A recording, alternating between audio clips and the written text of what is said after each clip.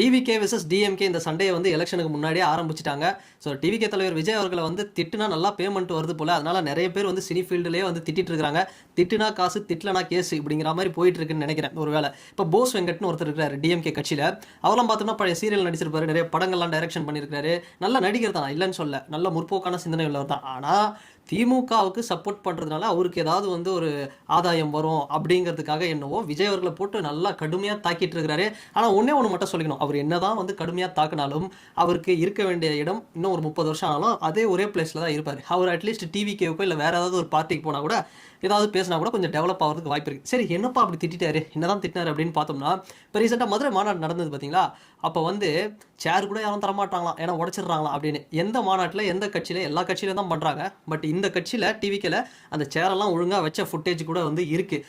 இந்த வீடியோவை நீங்கள் ஃபுல்லாக பார்க்கணும் அப்படின்னா ஜனநாயகன் யூடியூப் சேனலில் போய் பாருங்கள். இது மாதிரி நிறைய அரசியல் கண்டென்ட்ஸ் வந்து இருக்குது. அண்ட் இது வரைக்கும் நம்ம சேனலுக்கு வந்து சப்ஸ்கிரைப் பண்ணலாம், மறக்காம சப்ஸ்கிரைப் பண்ணுங்கள். அண்ட் தொடர்ந்து உங்கள் சப்போர்ட்டை வந்து கொடுத்துட்டே இருங்க.